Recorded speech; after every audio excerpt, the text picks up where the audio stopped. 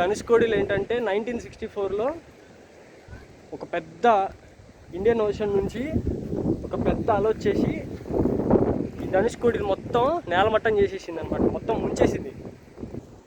మొత్తం ఇక్కడున్న 3000 కుటుంబాలు అర్ధాంతరంగా అర్ధరాత్రి 2 గంటలకి చనిపోయారనమాట. 3000 కుటుంబాలు.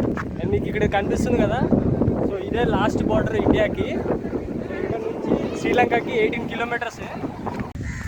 అండ్ ఈ ధనుష్కోడిని అండర్ మెగా టూరిజం స్పాట్ లిస్ట్లో ఒకటి అనమాట.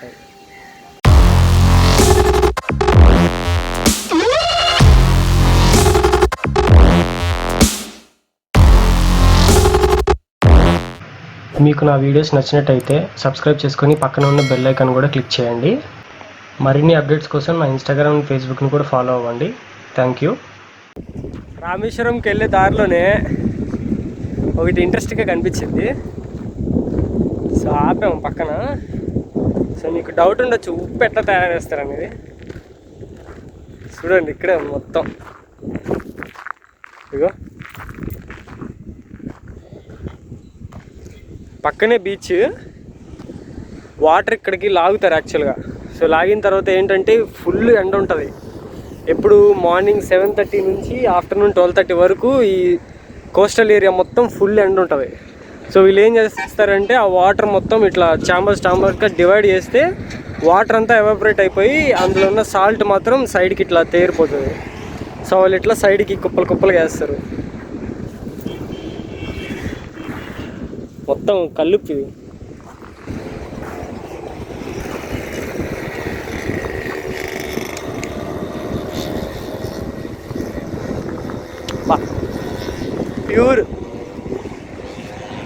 ప్యూర్ అయోడిన్ సాల్ట్ మొత్తం అయ్యా, చుట్టుపక్కల మొత్తం అయ్యా. ఎండ అయితే బీభత్సంగా ఉంది. నేను ఫస్ట్ టైం చూస్తున్నా. వేప చెట్టుకి వేపకాయలు ఎప్పుడు వస్తే సమ్మర్లో వస్తాయి కదా, ఇక్కడ 365 days వస్తూనే ఉంటాయట. అంటే అర్థం చేసుకుని అంత సన్ ఉంటుంది ఇక్కడ, అంత ఎండ ఉంటుంది. ఇక్కడ వాళ్ళకి ఫ్రీ సాల్ట్. మా వాడిని ఎండలో నుంచేసాం పాపం. ఎండకి ఒక కేజీ పట్టుకోపోతే బాగున్నాయి ఇంటికి. ఇప్పుడు దొంగతనం చేస్తే దరిద్రం అంటారు. దిగిపోవచ్చేమో, ట్రై చేద్దాం. ఇగో అరే యార్, చూసారా మీకు ఇక్కడ లోపల కనిపిస్తుంది. ఇగో ఇదంతా ఉప్పే.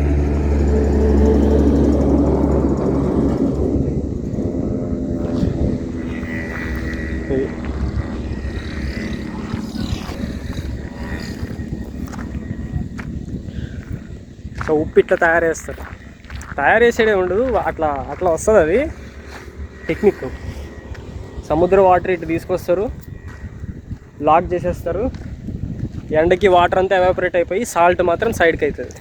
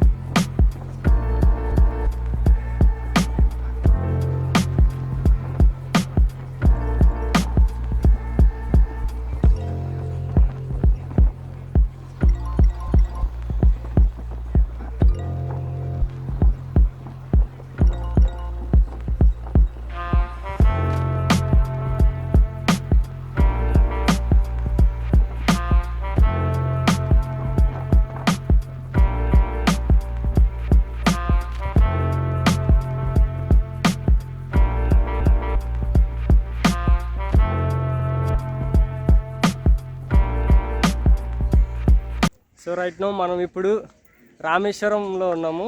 సో రామేశ్వరంలో ఉన్న ధనుష్కోడికి వచ్చాము. సో ఇక్కడ నుంచి అది ఉంది కదా, సో అదంతా రామేశ్వరం. సో రామేశ్వరం నుంచి ఈ ధనుష్కోడికి 20 కిలోమీటర్స్ ఉంటుంది. సో ఈ ధనుష్కోడిలో స్పెషల్ ఏంటంటే అప్పుడు కాలంలో రాముడు విభీషణుడికి ఇక్కడ పట్టాభిషేకం చేశాడనమాట. సో విభీషణుడు అంటే ఎవరో కాదు, స్వయాన రావణాసుడి తమ్ముడు. సో లంకలో రావణాసుడు ఏం చేస్తాడంటే విభీషణుడిని తన్ని తరిమేస్తాడనమాట, రాముడికి సపోర్ట్ చేస్తాడని. సో దయకోరి విభీషణుడు రాముడి దగ్గరకు వస్తే, సో నువ్వు లంకకి రాజు అవుతావు అని చెప్పి, ఇదిగోండి ఇక్కడ కనిపిస్తుంది కదా గుడి, ఇక్కడ పట్టాభిషేకం చేస్తాడనమాట. సో ఒకసారి చూద్దాం లోపల ఎట్లా ఉందో. సో మీరు ఇక్కడ చూసుకోవచ్చు, రాశారు చూసారా, Kodanda Ramar temple, this holy place where lord Rama conducted పట్టాభిషేకం of Vibhishanar, brother of king Ravana after the battle against Ravana. So ఈ టెంపుల్ ఏంటంటే 1919లో కట్టారు ఇది. సో ఇది ఒరిజినల్ ఏంటంటే ఇది ఇక్కడ పిల్లర్స్ కనిపిస్తున్నాయి కదా, సో ఇవి ఒరిజినల్ పిల్లర్స్ అప్పట్లోవి. ఈ రెండు అప్పుడు కాలంలో గుడి పడిపోయిందనమాట ఈ సునామీ వచ్చేసి. సో అది గుడి లోపలికి ఒకసారి వెళ్దాము. బయటైతే అసలు ఇంతకన్నా ప్రూఫ్ ఏముంటుంది చెప్పండి, రామాయణం ఉందని. లోపలికి పోయి చూద్దాం. విభీషణుడు రాముడి దగ్గరికి వచ్చి లొంగిపోతే ఏమంటారంటే, ఇక్కడ రాముడికి సైన్యం ఉంటుంది కదా, సో రాముడి సైన్యం ఏంటంటే విభీషణుడు చిత్తులు మారినాక రావణాసుడు తమ్ముడు కదా, రావణాసుడు తమ్ముడు పుట్టుకలు ఉంటాయి నమ్మొద్దు అంటారు అనమాట అందరూ. అంటే హనుమంత వాళ్ళ గ్యాంగ్ ఉంటుంది కదా, వానర సేన మొత్తం, సో వాళ్ళందరూ నమ్మద్దు అంటారు. బట్ రాముడు లక్ష్మణుడు ఏం చేస్తారంటే నమ్మి దగ్గర చేర్చుకొని ఇక్కడ పట్టాభిషేకం చేస్తారనమాట. సో అసలు చూడండి ఇదంతా, ఇది రోడ్, ఇది ఎంట్రన్స్. అండ్ ఈ ధనుష్కోడిని అండర్ మెగా టూరిజం స్పాట్ లిస్ట్లో ఒకటి అనమాట. అండ్ ఇంకోటి చెప్పడం మర్చిపోయాను, సో లోపల విభీషణుడి విగ్రహం కూడా ఉంది. సో చూపించడానికి ఎలవ్ లేదు. విభీషణుడి విగ్రహము ఓన్లీ ఇండియాలో ఒక్కటే ఇక్కడ ఉంది, నెక్స్ట్ శ్రీలంకలోనే ఉంది, ఇంకెక్కడ లేవు. శ్రీలంకలో ఒకటి, ఇంకా ఇక్కడ ఒకటి.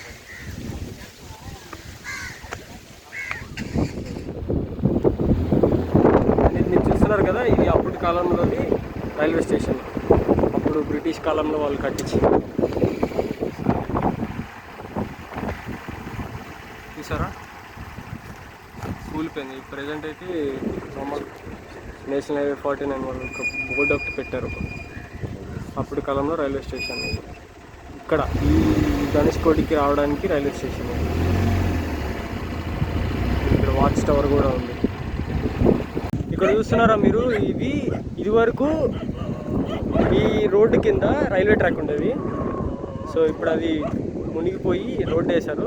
సో అప్పట్లో రైల్వే ట్రాక్ వాళ్ళది క్వార్టర్స్ ఇది. సో చూసారు ఎట్లా పడిపోయిందో. దీని స్టోరీ కూడా చెప్తాను మీకు, చాలా పెద్ద స్టోరీ ఉంది దీనికి. అండ్ అవతల ఇండియన్ ఓషన్, ఇటు సైడ్ ఏమో బే ఆఫ్ బెంగాల్, చాలా స్టోరీ ఉంది, చెప్తాను వెయిట్. మీరు చూస్తున్నారు కదా, ఇది బ్రిటిష్ కాలంలో ఉన్నప్పుడుది చర్చ్ ఇది. సో చూశారు కదా ఎట్లా ధ్వంసం అయిపోయిందో. ధనుష్కోడి ఇక్కడ నుంచి ఇండియన్ ఓషన్ నుంచి కన్యాకుమారికి, ఆ ఓషన్లో మనం వెళ్తే బై బోట్ 60 కిలోమీటర్స్. అదే బస్సులో కానీ కార్లో కానీ బై రోడ్ వెళ్ళాం అనుకోండి 350 కిలోమీటర్స్. చూసారు అంత డిఫరెన్స్. లోపలంతా నాశనం అయిపోయింది. చూసారా ఎట్లా ధ్వంసం అయిపోయిందో.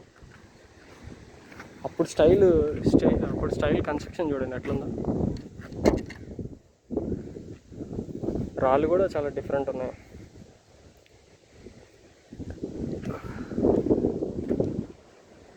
సో ఇది ధనుష్కోడి. అక్కడ బార్డర్ ఉంటుంది ఇండియాది. సో అక్కడికి కూడా ఒకసారి పోయి చూద్దాము. అండ్ దీని స్టోరీ ఏంటంటే 1964లో ఈ ధనుష్కోడిలో ఒక పెద్ద ఇండియన్ ఓషన్ నుంచి ఒక పెద్ద అల వచ్చేసి ఈ ధనుష్కోడిని మొత్తం నేలమట్టం చేసేసింది అనమాట, మొత్తం ముంచేసింది.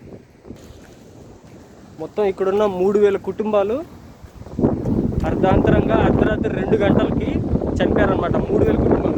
మీరు చూడొచ్చు అక్కడ సిగ్నల్ వాళ్ళ హౌస్ తప్పకుండా అయిపోయినాయి, కనిపిస్తున్నాయి మీకు. సో ఆ తర్వాత ఇప్పుడు కూడా ఇక్కడ కరెంట్ ఇవ్వరంట, ఇక్కడ కరెంట్ ఇవ్వరు. So solar current. అండ్ ఇక్కడ ఇండియన్ ఓషన్ కలర్ చూడండి ఒకసారి, గ్రీన్ కలర్ ఉంది.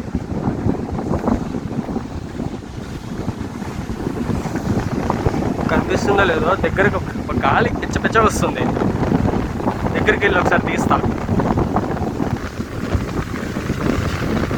ఇండియన్ ఓషన్ ఎప్పుడు చూడండి ఇంత ఓవర్ఫ్లోతో అసలు నాన్ స్టాప్గా ఇట్లా అలలు వస్తూనే ఉంటాయి. ఇక్కడ మళ్ళీ ఇటు సైడ్ గోవాకి కానీ అటు సైడ్ పోయామనుకోండి కొంచెం కూల్ ఉంటుంది. అండ్ ఇక్కడ చూడండి ఎంత గ్రీన్ ఉన్నాయి వాటరు. ఇటు సైడ్ కన్యాకుమారి, ఇప్పుడు సన్సెట్ అవుతుంది అటు సైడ్. సో ఈ ఇండియన్ ఓషను, సో ఇది ఎప్పుడు ఓవర్ఫ్లోతో రచ్చగా ఉంటుంది. సో ఆపోజిట్లో ఉన్నది ఏంటంటే బే ఆఫ్ బెంగాల్. సో ఈ బే ఆఫ్ బెంగాల్ అప్పుడు కాలంలో రాముడు లంకకి వెళ్ళడానికి సముద్రం మీదకి బాణం వేస్తాడంట. సో ఆ బాణం వేయగానే బే ఆఫ్ బెంగాల్ అప్పటి నుంచి ఇప్పటిదాకా వే ఇచ్చేసి, అంటే దారి ఇచ్చేసేసి కూల్గానే ఉంటుందంట. ఇక్కడ అంతగా ఎక్కువ అలలు రావు, ఇటు వచ్చి మునిగిపోడు కూడా. ఈ ఏరియా మొత్తం మునిగింది ఏదంటే ఓన్లీ ఇండియన్ ఓషన్ వల్లే. బే ఆఫ్ బెంగాల్ వల్ల అసలు ఈ ధనుష్కోడికి కానీ రామేశ్వరం కానీ ఎటువంటి ప్రాబ్లం లేదంట ఇప్పటికి కూడా. అది ఎట్లా మాధ్యం ఎందుకని చూస్తే అర్థమైపోతుంది. పాపం అర్ధరాత్రి 2 గంటలకి, అంటే నిద్రపోతున్న సమయంలో వాళ్ళు పాపం 3000 కుటుంబాలు అర్ధాంతరంగా అట్లా చనిపోవడం ఎంత బాధాకరం అసలు. ఆ బోర్డర్ దాకా వెళ్ళి చూద్దాం. అక్కడ నుంచి ఇండియా లాస్ట్ బోర్డర్ అది. సో అక్కడ నుంచి శ్రీలంక 18 కిలోమీటర్స్ అంట. సో కొలంబియా టవర్ కనిపిస్తుంది, నైట్ టైం కనిపించింది అట. లైట్ వేస్తారు కదా, లైట్ హౌస్ టైంలో, లైట్ హౌస్ లాగా ఉంటుంది కదా. సో లైట్ వేస్తారు, నైట్ టైం కనిపించింది అంట. అండ్ నైట్ టైం 6 o'clock ఇక్కడ బంద్, ఎవ్వడు ఉంటాడు ఇక్కడ. ఏ టైం కల వస్తుందో ఎవడు చెప్పలేదు. ఇదిగో వీటి చూడండి, ఇప్పుడే ఆల్రెడీ చేసి జంపు. ఇక్కడక్కడ చిన్న షాపులు ఉన్నాయి కానీ వీళ్ళు కూడా వెళ్ళిపోతారు. సో విజిటింగ్ టైమింగ్స్ ఏంటంటే మార్నింగ్ 7:30 నుంచి 5:30 అంతే. రిటర్న్ అయిపోవాల్సింది 6 o'clock వరకు.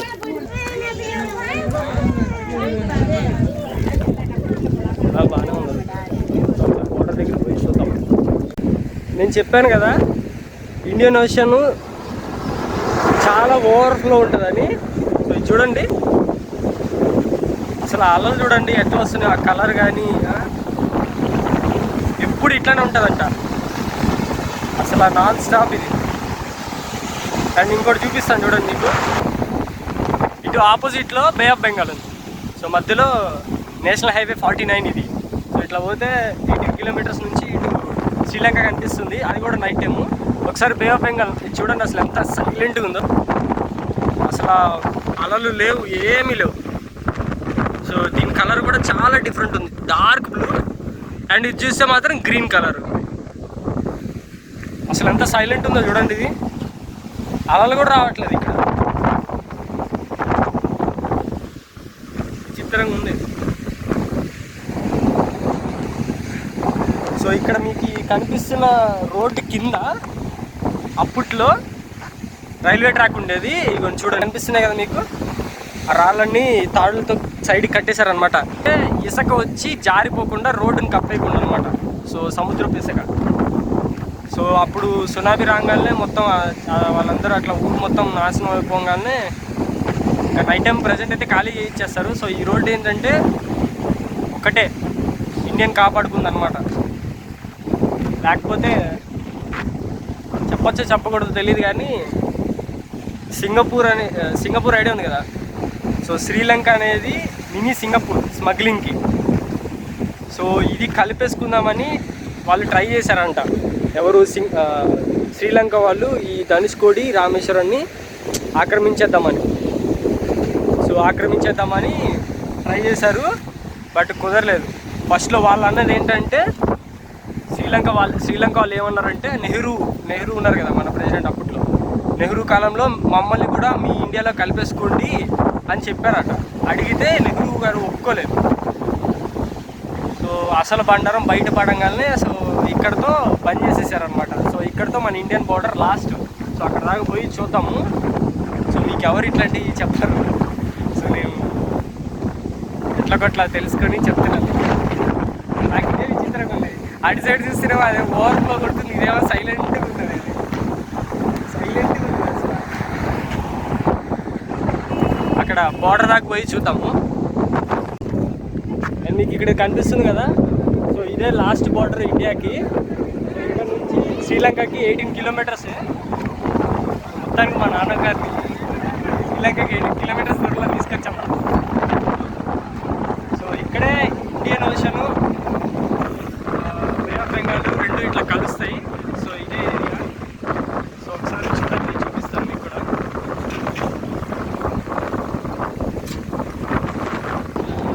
ఇదే ఆ ప్లేస్. ఇటు సైడ్ ఏంటంటే ఇండియన్ ఓషన్, ఇటు సైడ్ బే ఆఫ్ బెంగాల్. ఇక్కడ కనిపిస్తుంది కదా కలర్, ఇటు సైడ్ బ్లూ ఉంది, ఇటు సైడ్ గ్రీన్ కలర్. సో మధ్యలో ఏంటంటే, సో మధ్యలో ఈ కలుస్తుంది అనమాట సంగమం. సో అటు సైడ్ పోతే శ్రీలంక, సో అటు సైడ్ పోతే శ్రీలంక అనమాట. 18 కిలోమీటర్స్ ఇక్కడ నుంచి.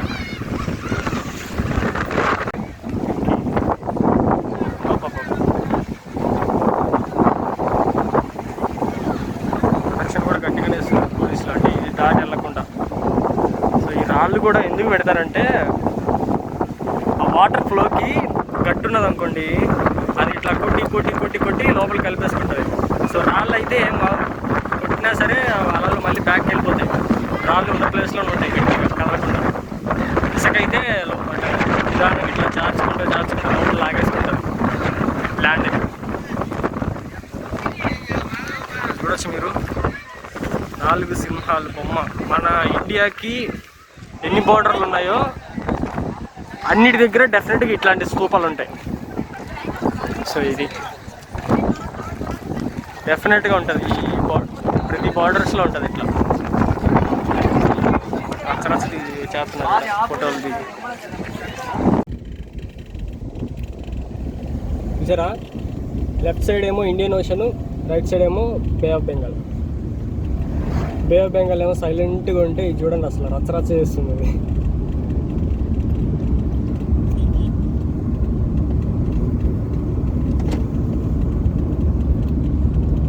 స్ట్రైట్గా మీకు ఒక కనిపిస్తుంది కదా, అదేంటంటే ఇప్పుడు కొత్తగా కడుతున్న లైట్ హౌస్ ఇది.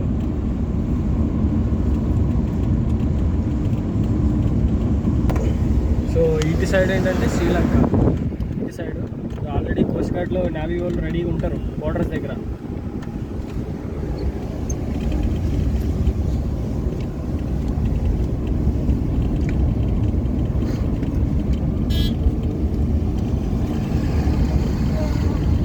దీంట్లో స్నానం చేయడానికి కూడా భయం వేస్తుంది, అంత దారుణంగా వస్తుంది.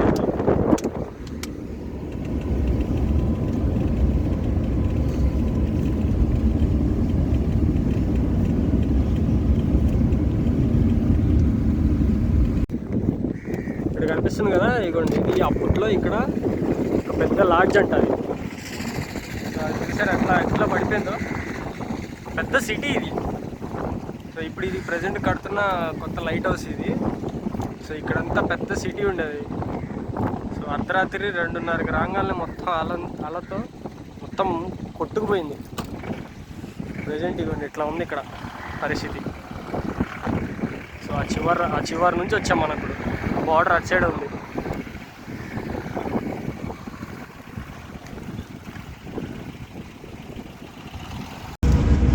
చూసారా ఇక్కడ క్రేన్ ఎట్లా క్లీన్ చేస్తుందో. సో ఇండియన్ ఓషన్ నుంచి వచ్చే గాలికి ఎగురుడంతా లెఫ్ట్ సైడ్ మొత్తం ఇట్లా అయిపోతుంది. సో ఎప్పటికప్పుడు ఇక్కడ క్లీన్ చేస్తూ ఉంటారు అన్నమాట. ఇటు సైడ్ క్లీన్గానే ఉంది, మళ్ళీ ఓన్లీ ఇటు సైడ్ కంపు అవుతుంది పాపం గాలికి.